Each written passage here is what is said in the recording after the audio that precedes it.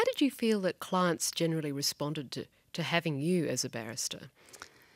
Well, of course, when you're briefed by a solicitor, the solicitor has recommended you to the client, and so when the client comes, they have confidence in you. So I never found that my clients didn't have confidence, except the first time that I was briefed for the New South Wales Police Force. These big burly cops, obviously in the first conferences, were a little wary and a little cautious. But after I'd appeared in court, they were perfectly happy, and I got more briefs from them. You sometimes had a different reaction that people outside of the law had when you told them you were a barrister, didn't you? Ah, yes. I think you're thinking of one where a friend of my husband, when he learned that I was at the bar and working at the bar, said to my husband, "Oh, you allow her to work, do you?" Typical. This was in the early 70s. I can still imagine it occasionally happening. Maybe there's somewhat different reasons in mind. Sometimes people thinking she can't possibly be a good mother if she works.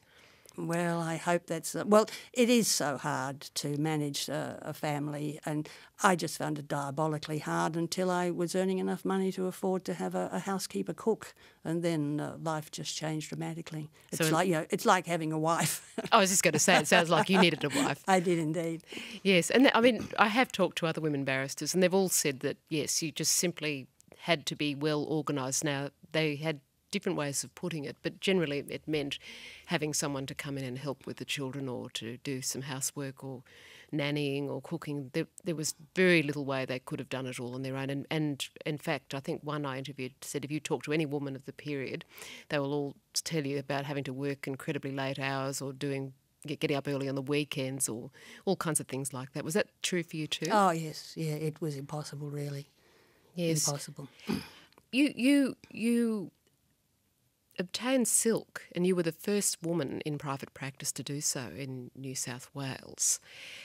I know that was a great honour, but did you feel it came at a bit of a price for you?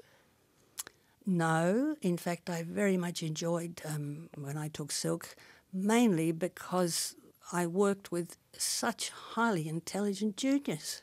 They were wonderful, my juniors, and rather than working on your own lonely, working with someone with such a good mind was really such fun.